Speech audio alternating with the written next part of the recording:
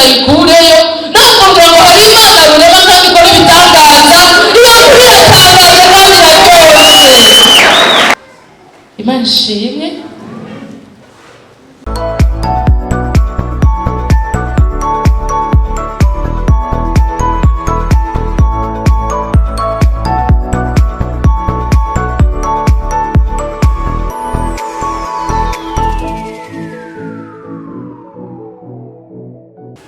Dusangire mashimwe n'ayandi n'amajambo y'Imana.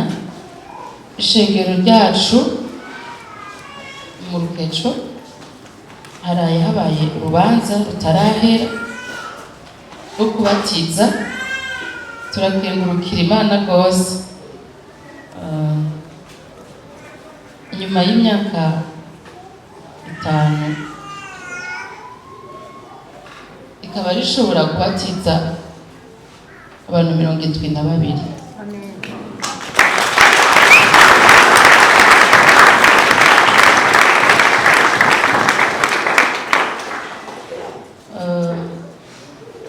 Bose hamwe ni 82 n'abaza kwakirwa.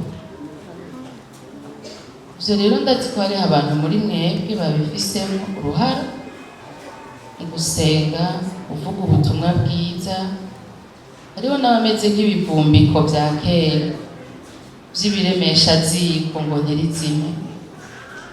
Hariho abatwitangiye imbere, turabishimira Imana.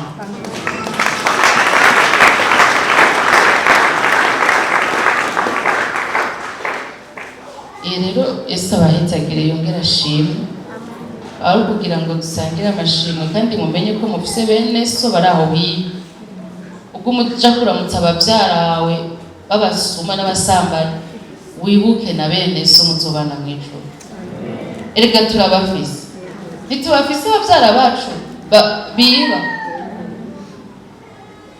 babesha, mbere bagwanya n'ubutumwa bwiza.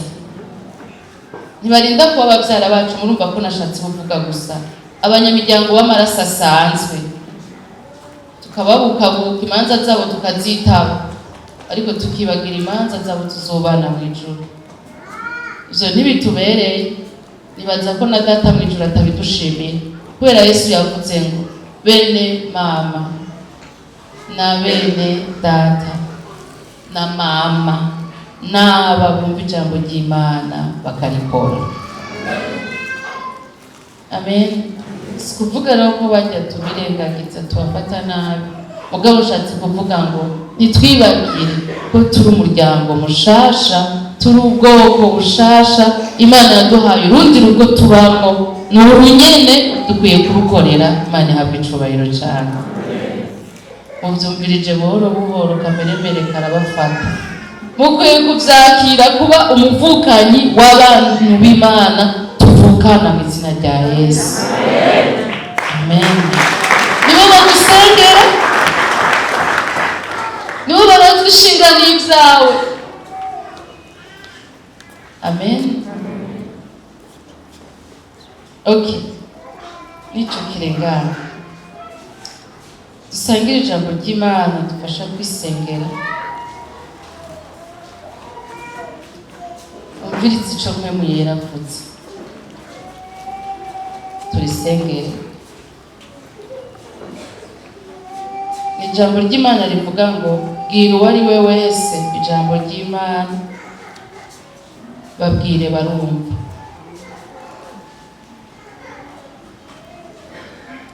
Bwira uwo ari we wese ijambo ry'Imana, babwire barumva.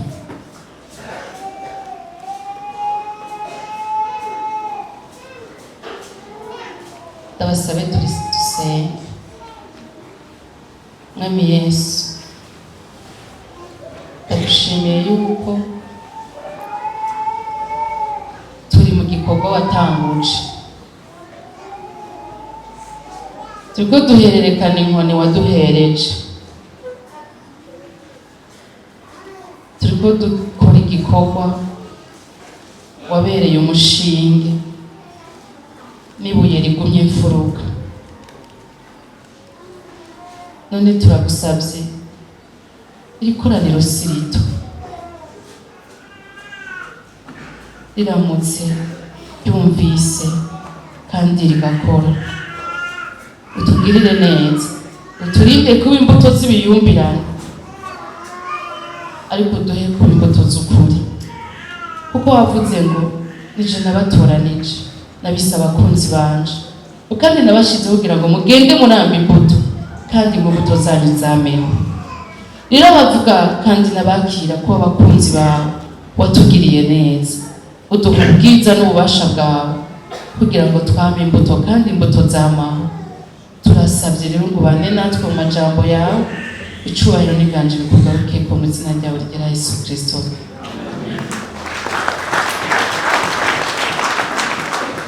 Dusome amajambo y'Imana muri Harico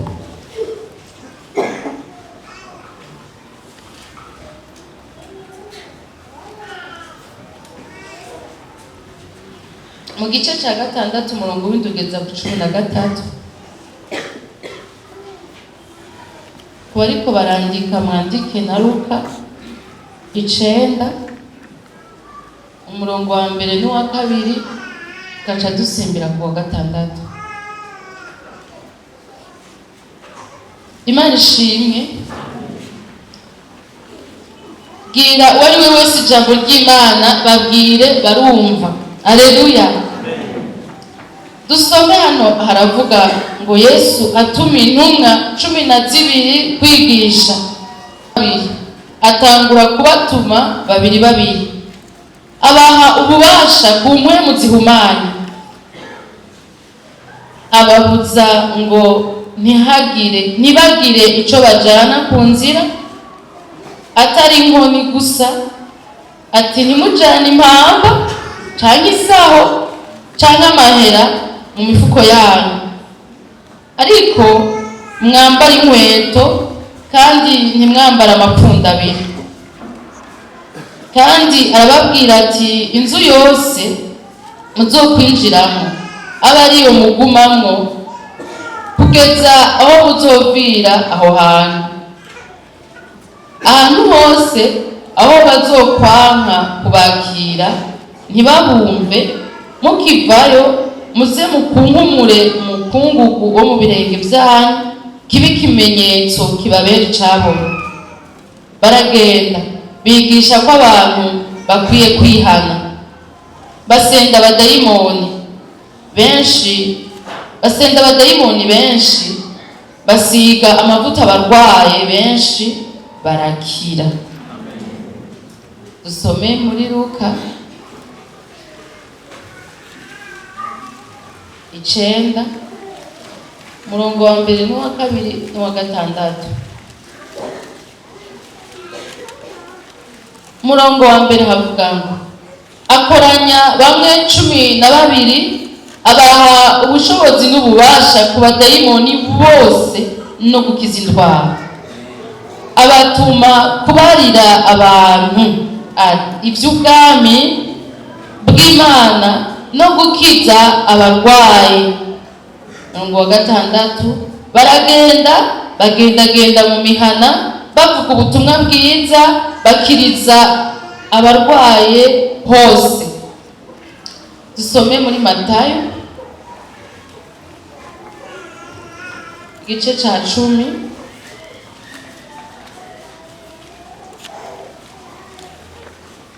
Matayo igice ca 10:7-8.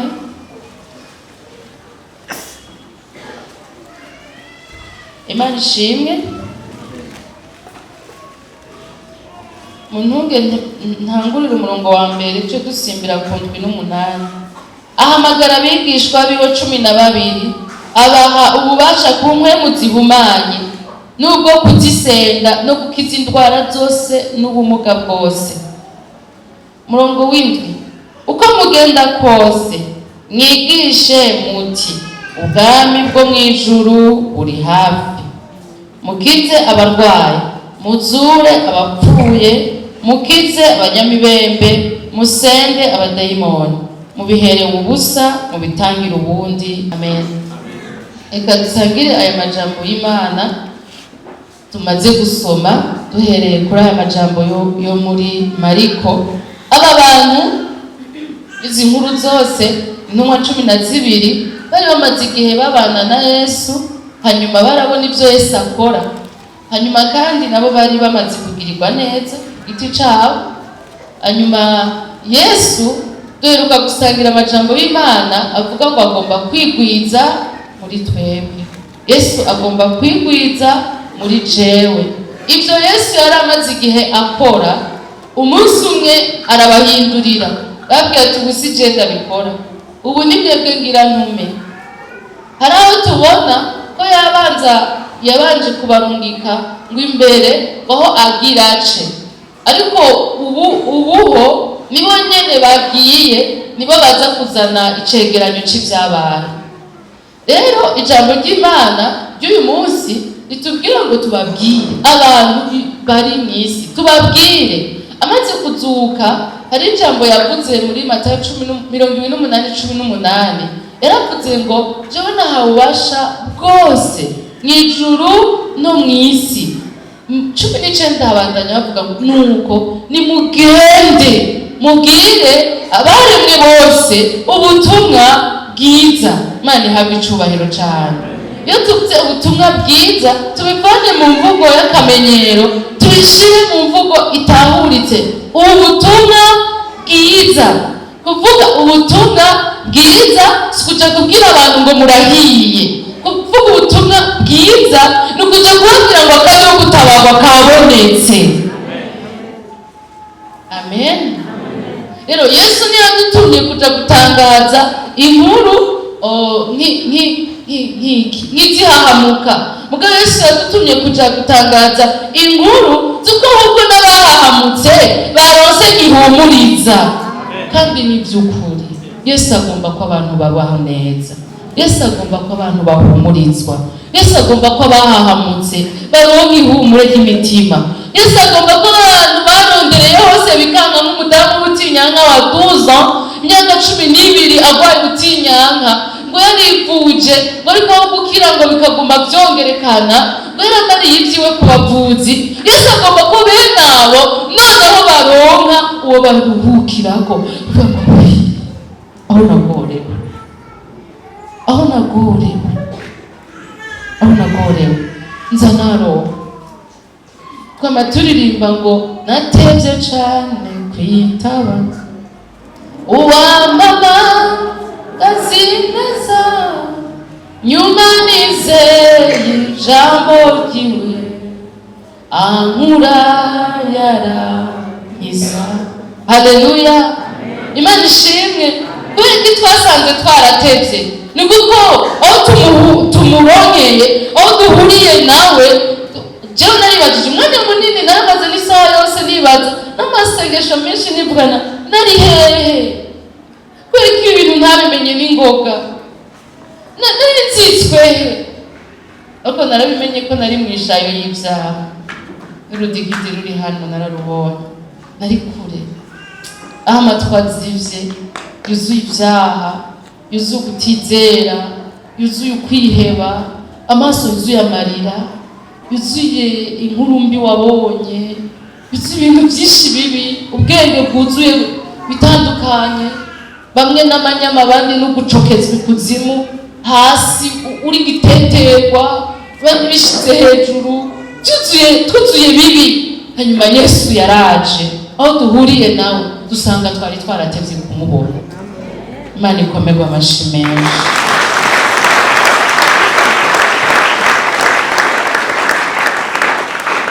Rero Yesu hose yarabahamagaye, ababwira yuko hari ikintu bagira baje gukora. Rero hari ibintu bimwe numva twoca kwa karongo kugira ngo tuze gushikira intumbero natwe dushaka gushikako. Yesu ashimwe cyane. Haleluya. Icambere Yesu yarababwiye igikorwa icarico. Amen. Ico gikorwa icarico aho twasomye muri Luka mu murongo wa 2 harabitomora, no muri Matayo mu murongo w'indwi n'umunani. Rero aha muri Luka hatubwira ngo twahasomye nije ngomba kuhasubiramo, abatuma kubwira abantu iby'ubwami bw'Imana no gukiza abarwaye. Mana ishimwe cyane, haleluya.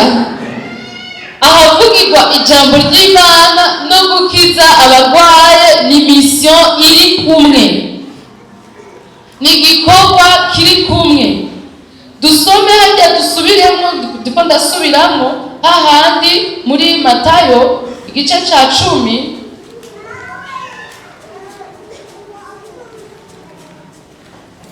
Imana ishimwe. Muri Matayo ndasubiramo umurongo wa mbere n'ujya w'indwi n'umunani, ahamagara abigishwa be 12 abaha ububasha ku mpwemu zihumanye n'ubwo kuzisenda no gukiza indwara zose n'ubumuga bwose. 7:8 uko mugenda kose mwigishe. Turi kumwe bantu b'Imana, mission igikorwa nimugende mwigishe. Nuvuga akajambo uko mugenda kose, nuvuga ngo ntaco mufise mukora namba mutariko murigisha. Turi kumwe, siko Kirundi kivuga. De toutes les façons, quoi que vous fassiez, ibyo mupangura, icambere mwigishe ijambo ry'Imana. Amen. Uvyara ureka, ukora akazi kandi ureka, udandaza umve, ibyo ukora byose mwigishe ijambo ry'Imana. Reka twaturire hamwe tuti ndi umuvuzi w'ijambo ry'Imana, ndi umuvuzi w'ijambo ry'Imana.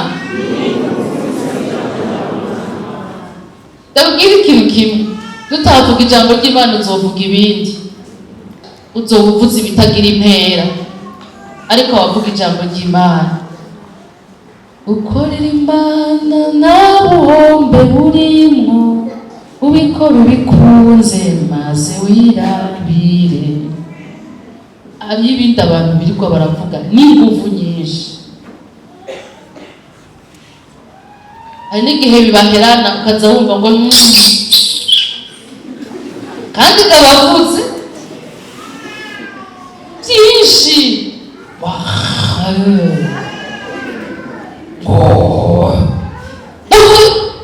akaba arahejeje, ariko ibyo byose bituntuza umutima wawe.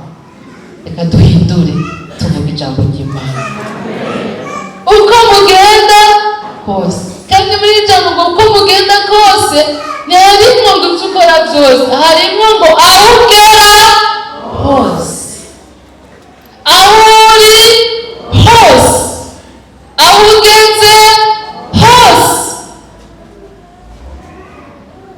Amen. Dohanahani kangura niba mwicaranye mukore nko ku bitugu canke ahandi atagorana, ugira uti uko bigenda kose, aho tugenda hose twigisha ijambo ry'Imana, twigisha ijambo ry'Imana niryo rikiza. Ijambo ryawe niryo rinkiza, igihe cyose uvuze ndaruhuka. Amen. Ni ukuri ijambo ry'Imana riraruhura. Umuntu wawe biriko barabwira ngo wambunuza we ntaco uzovamwo, ugaca umubwira ngo ese agufitiye umugambi mbere uhambaye kandi ntubumubeshe. Ndagenda mubwire ngo uyo muhira wumuriza gusumba uwamye aramubwira ngo wakivagunduwe. Umuntu yamye arateka imitwe yiyumvira ingene se wiwe ari igifu canke nyina canke umuvukanyi canke wonyene canke ibyo bintu byagoranye, yamye muri ibyo kuko isi n'igitanga n'ibyo yerekana, nawe ukamubwira ngo hari inkuru y'amahoro ku buzima bwawe. Iyo nkuru ntibishe, ukwiye kubivuga mu izina rya Yesu. Avuye muri ekografi bamubwiye ko umwana we ari